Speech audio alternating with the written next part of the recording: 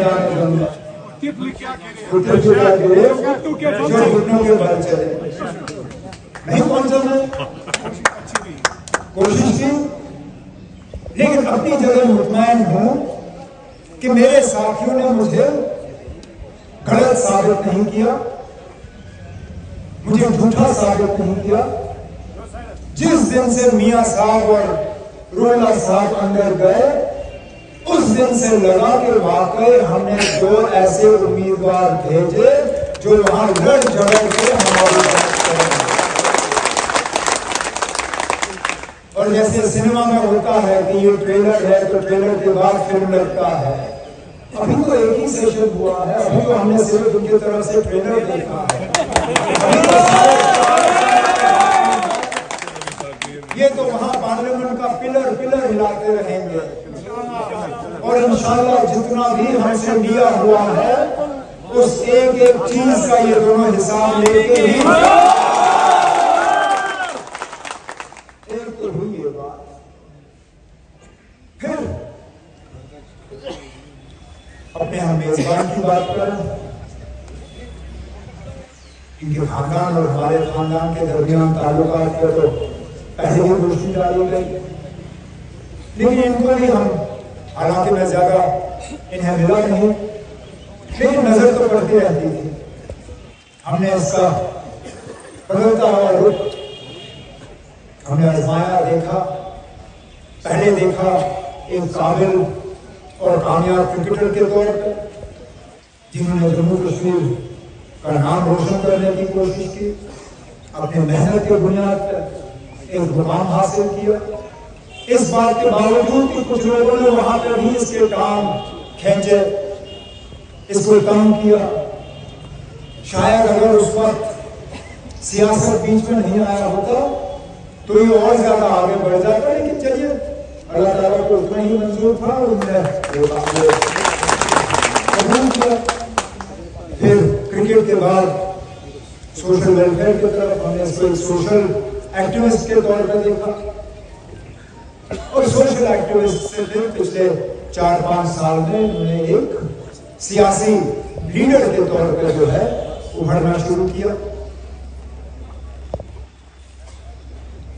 Parliament election के बाद मेरी इनसे मुलाकात होनी शुरू हुई और पहली मुलाकात के बाद जब मैं इनसे मिला, मैंने अपने साथियों को कहा, मैं गांधरबल के एक नौजवान से मिलकर आज बहुत मुतमैन हूं कि नए ऐसे लीडर जो है सियासत के तरफ आ रहे हैं जो कि जम्मू कश्मीर का मुस्तकबिल आगे जो है सही सलामत देखना है। साहब के साथ मैंने जब बात की तो हम एक चीज पे, क्योंकि कुछ चीजें ऐसी थी जिनमें इनकी राय और मेरी राय अलग थी, लेकिन एक चीज से हम दोनों जो है एक ही पेज पे थे, वो ये कि हम दोनों गांधरबल की बेहतरी और भलाई देखना चाहते हैं। गांधरबल के नौजवानों के मुस्तकबिल को हम सही सलामत जो है देखना पसंद करेंगे। और मैंने उनसे कहा, देखो हम मिलकर क्यों ना ये करें, अगर हमारा मंजिल एक है, अगर हमारे इरादे गांधरबल के लिए एक ही है, तो फिर क्यों हम अलग अलग खींचे, क्यों हम जम्मू कश्मीर के मुखालिफों को एक मौका दें कि वो हमें तकसीम करें, हमें लड़वाएं। वैसे भी तकसीम होते होते हम यहां पहुंचे कि हमें इतना कमजोर किया।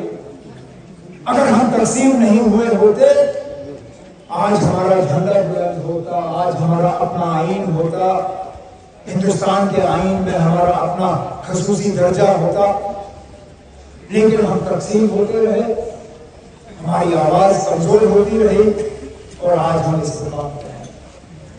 मैं इनसे सिर्फ इतना ही कहा, मैंने कहा अगर आप वाकई गांधरबल की बेहतरी चाहते हो, जिस तरह मैं चाहता हूं, जिस तरह मेरे साथी चाहते हैं, तो हम मिलकर गांधरबल के लोगों की खिदमत करेंगे।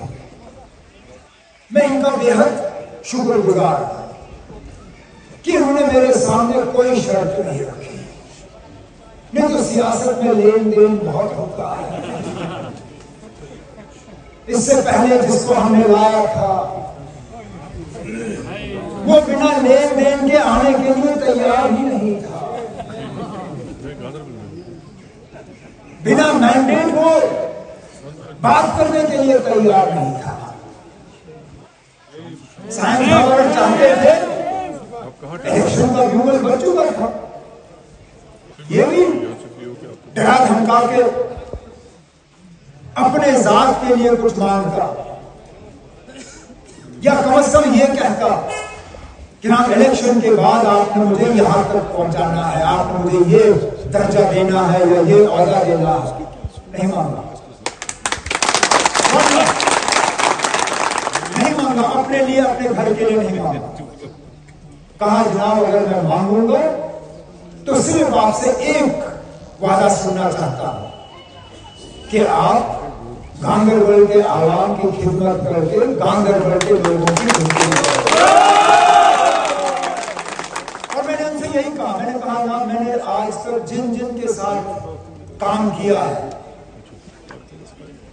हमारा मकसद यही था। चलिए एक आध हमारे से चला गया, कुछों को हमें दरवाजा दिखाना पड़ा, क्योंकि हम जो गांदरबल के लिए चाहते थे और वो जो गांदरबल के लिए चाहते थे उसमें फर्क आया।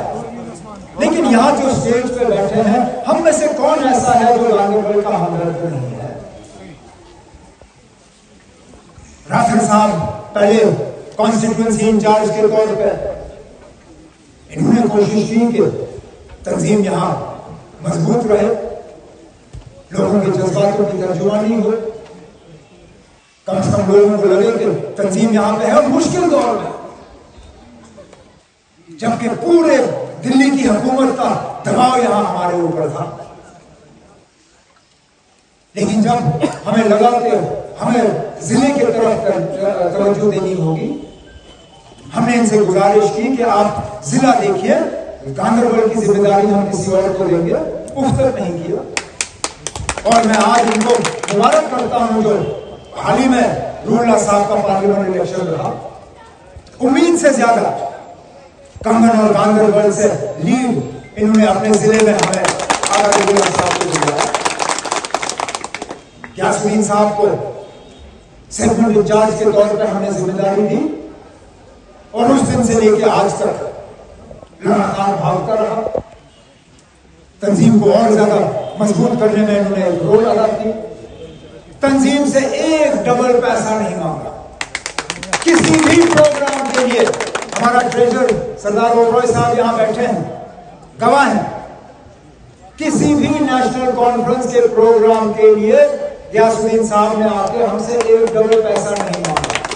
कहा मैं तंजीम जैसे भी होगा, अगर मुझे पूरा चंदा जमा करना पड़े, लेकिन हम चला लेंगे तंजीम। मैं इनका भी शुक्रगुजार हूं जिस तरह इन्होंने मेहनत की। अब मैं यहां पर किसी को इस गलतफहमी में नहीं रहना चाहिए कि मैं या तो यहां पर किसी का मैंडेट काटने आया हूं या किसी का मैंडेट बनाने आया हूं। नहीं, आखिरी फैसला तंजीम और तंजीम के हमारे सदर जनाब फारूक अब्दुल्ला साहब का होगा। लेकिन एक बात मैं जरूर कहूंगा, तंजीम के वर्करों, तंजीम के जो हमारे वर्कर हैं, उनसे मशवरा किए बिना गांदरबल का हम फैसला नहीं किया। और मैं बताऊं क्यों? क्योंकि सिर्फ एक बार इससे पहले मैंने तंजीम के वर्करों से बिना मशवरा फैसला किया। जब 2014 में मैंने किसी को जबान दी थी और अपने जबान पर कायम रहने के लिए मेरी उस वक्त मजबूरी बनी कि मैं तंजीम के मशवरे के बिना जो है कोई फैसला लूं।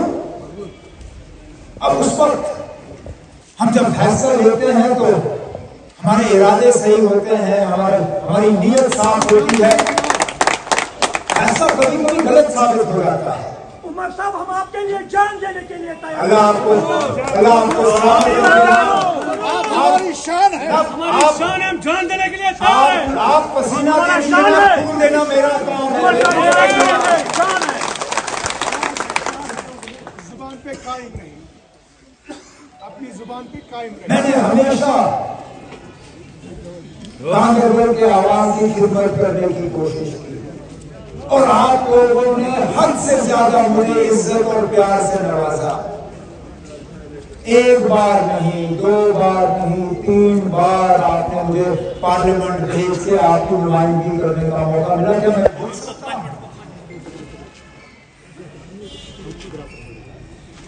आपने मुझे 6 साल एमएलए के तौर पे खिदमत करने का मौका दिया। अगर उस वक्त 2014 में मैंने आपकी बात सुनी होती, मैं 18 तक भी चलिए ऑपोजिशन के तौर पे ही, लेकिन आपके एमएलए के तौर पे आप लोगों की खिदमत कर रहा हूं।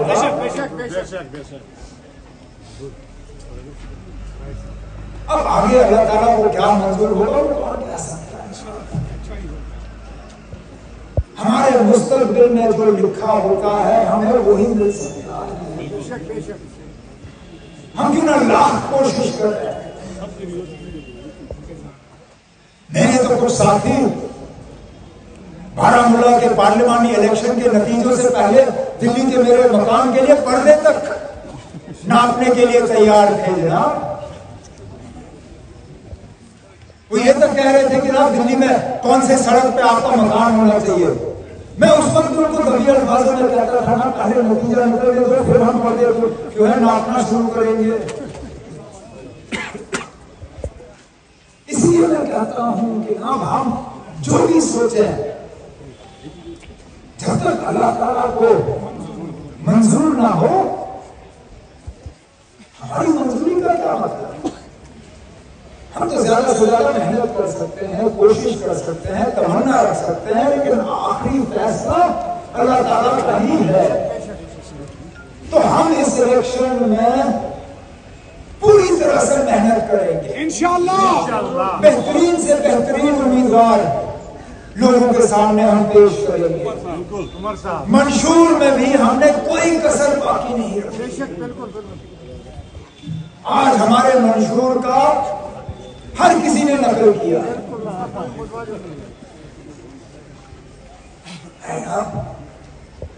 19-20 का फर्क रखते तो ठीक रहता। हमने 2000 यूनिट बिजली की बात की, उन्होंने भी 200 यूनिट, उन्होंने भी 200 डाले। हमने 1 लाख नौकरियों की बात की, उन्होंने भी 1 लाख नौकरियों की बात की। हमने बंद सड़कों को दोबारा खोलने की बात की, वो भी उनके मंशूर में। हमने बातचीत का दरवाजा खुला रखने पे, वो भी उनके मंशूर में। लगभग हर बात जो मेरे साथियों ने नेशनल कॉन्फ्रेंस के मंशूर में रखा, वो उनके मंशूर में है।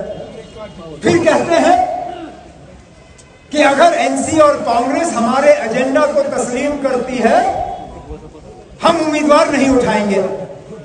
अरे नाम, आपने तो हमारा सारा एजेंडा अपने इसमें मंशूर में डाल दिया।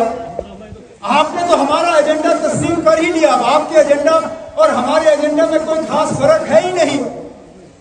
तो उतारिए अपने मैदान से अपने उम्मीदवार निकालिए और चलिए। हम जम्मू कश्मीर का जो है एक बेहतर कल कायम करेंगे। जहां जहां लोगों को तकलीफें हैं, वहां वहां हमने कोशिश की कि हम उनसे ये कहें कि अगर हमारी हुकूमत बनती है, हम आपकी तकलीफ कम करेंगे। जहां हम जाते हैं बिजली का जिक्र होता है। साहब ने जब अपनी तकरीर की तो बिजली के हवाले से बात की। कहा लोग इसके पास आते हैं, कहते हैं हमारे पास ये बिजली बिल भरने के लिए पैसा नहीं है। हमने उसका इलाज अपने मैनिफेस्टो में रखा। लोगों की तरफ से शिकायत आई कि हमें साफ पीने का पानी दिया नहीं जाता, लेकिन ये पानी पे हमसे पैसा लेने की कोशिश कर रहे हैं। हमने कहा मुफ्त पानी होना चाहिए। नौजवानों ने कहा बेरोजगारी ने हमें जो है अंदर से खोखला किया हुआ है। हमने जम्मू कश्मीर में बेरोजगारी कम करने के लिए एक प्रोग्राम सामने रखा। हमारी माएं बहनें जो आज इस फंक्शन में है नहीं, उनकी तरफ से शिकायत होती है कि महंगाई इतनी है वो घर चला नहीं सकते। हमने वादा किया कि नेशनल कॉन्फ्रेंस की हुकूमत आएगी, हम 12 जो है साल में गैस सिलेंडर मुफ्त दे देंगे,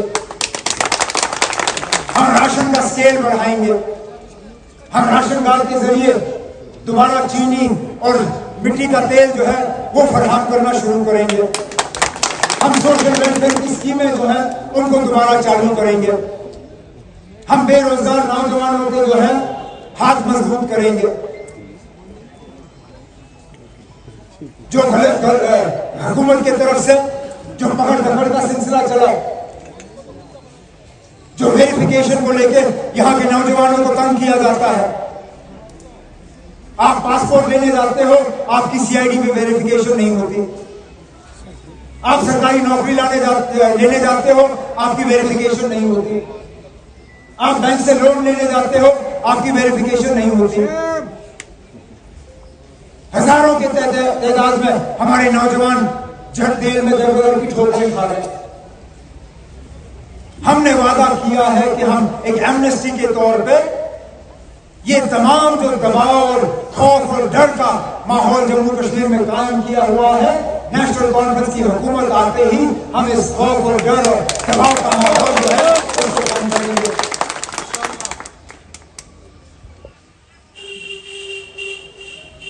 जहां हमने जम्मू कश्मीर की सियासत को लेकर बात की, 370 को लेकर बात की,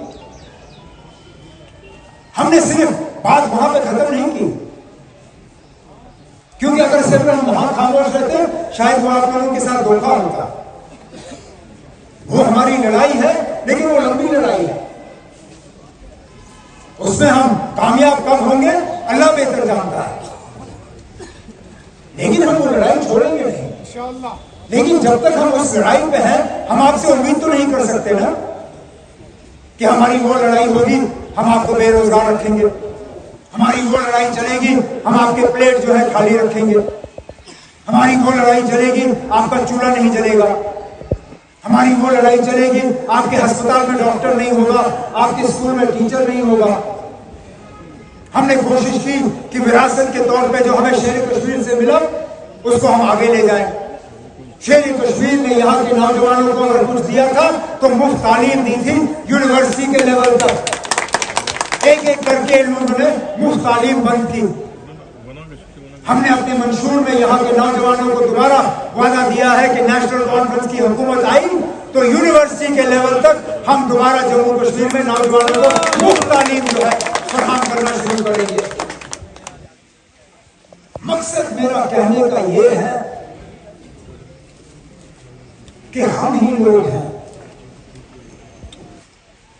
जिनका एक नक्शा तैयार करके हमने लोगों के सामने पेश किया है कि अगले 5 साल में हम क्या करने जा रहे हैं, ताकि 5 साल अगर आपने हमें दिए तो आपके पास एक लिस्ट हो जिस पे आप फिर परख सकोगे कि हमने कहा क्या और किया क्या।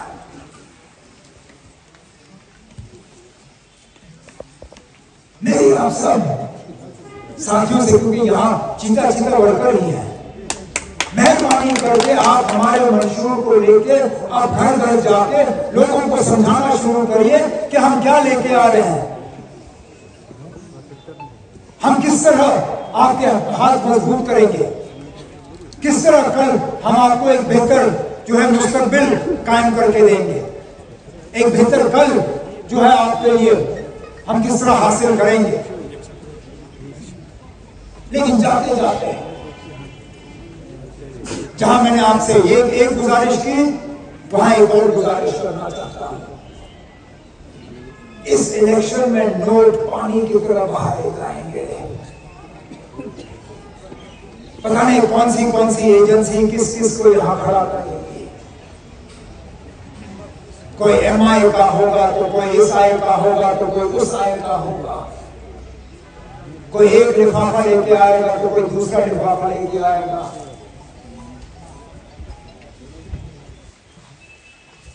होशियार रहिए इन लोगों से जो हमारे सफों में घुस के हमें अंदर से खोखला करने की कोशिश करें, क्योंकि अगर इस इम्तिहान में हम पीछे रह गए,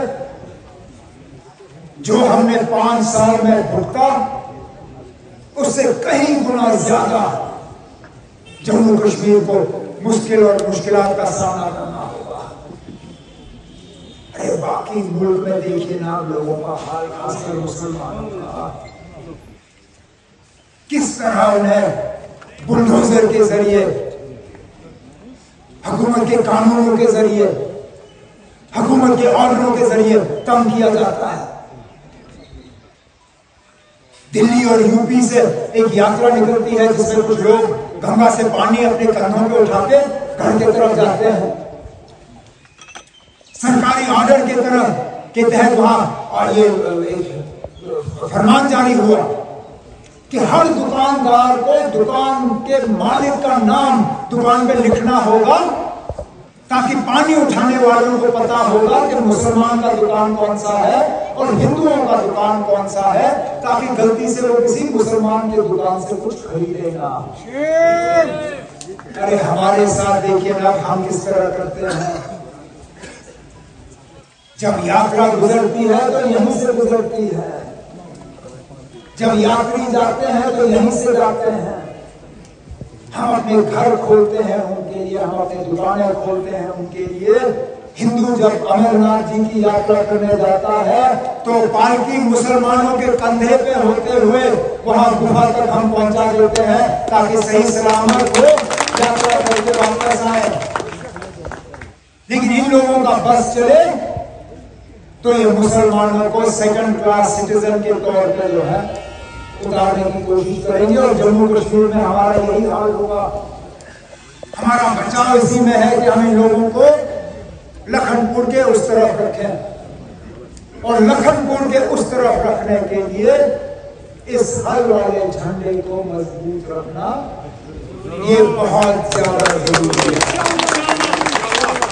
इसलिए आज मैं इस नौजवान को नेशनल कॉन्फ्रेंस में शमूलियत करते हुए मुकदम करता हूं, क्योंकि हमने मिलकर उन ताकतों का मुकाबला करना है जिन ताकतों ने यह तय किया हुआ है कि वो जम्मू कश्मीर को दबा के, सता के और तंग करने के अलावा और कुछ नहीं करेंगे। इस उम्मीद के साथ कि जल्द से जल्द हम यहाँ आपके कैंडिडेट का ऐलान करेंगे, जो पार्लियामेंट में आगा रूहुल्लाह साहब को लीड मिली उससे कम दुगना, अरे 4 गुना में नहीं कहूँगा, 4 गुना शायद लालच हो, मैं कहता हूँ दुगना ही सही, दुगना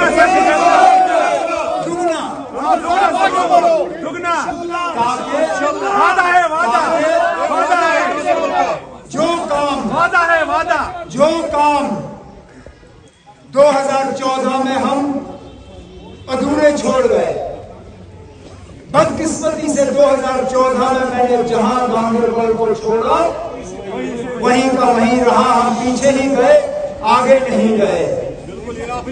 हमने 2014 जहां हमारी गाड़ी रुकी वहीं से गाड़ी को सेल्फ लेके गाड़ी का रफ्तार तेज करके हमने अपने मंजिल तक पहुंचाना है। मैं आप सबका दिल की गहराइयों से शुक्रगुजार हूं।